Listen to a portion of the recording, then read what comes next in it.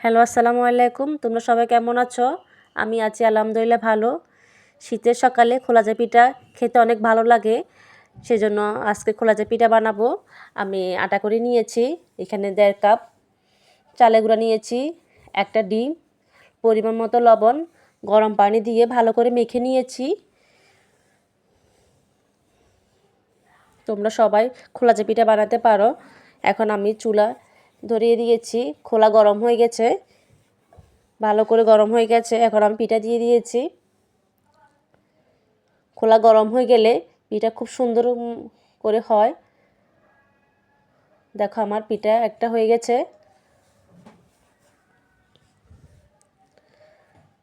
খোলাজা পিঠা বানানো অনেক সহজ।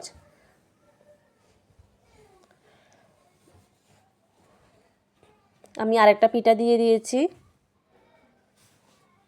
খুব সহজে আমি খোলাজা পিঠা বানাচ্ছি, তোমরা দেখতে পাচ্ছ।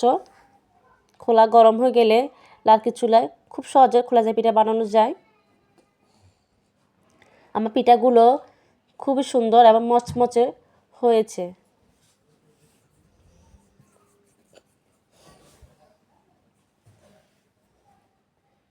আমি আরেকটা পিঠা দিয়ে দিয়েছি।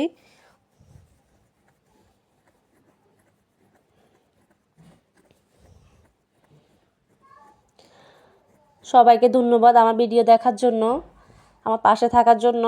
আমার চ্যানেলটা সাবস্ক্রাইব করে নিবে। আমার ভিডিও ভালো লাগলে দেখতে পাচ্ছ আমি কি সুন্দর করে নরম তুলতুলে হয়েছে পিঠা, খোলাজা পিঠা। তোমরা বাসায় এভাবে বানাই চেষ্টা করে দেখবে। শীতে খোলাজা পিঠা রস দিয়ে, তারপর চা দিয়ে, মাংস দিয়ে, ঝোল দিয়ে, সব কিছু দিয়ে খাওয়া যায়। বাসায় চেষ্টা করে দেখবে। শীতকালে পিঠা খাওয়া খুব মজা। সবাইকে ধন্যবাদ আমার ভিডিও দেখার জন্য, পাশে থাকার জন্য। ভিডিওগুলো ভালো লাগলে চ্যানেলটা সাবস্ক্রাইব করে নিবে। শীতের সকালে খোলাজা পিঠা দিয়ে নাস্তা করা খুবই ভালো লাগে। তোমরা বাসায় চেষ্টা করে দেখবে।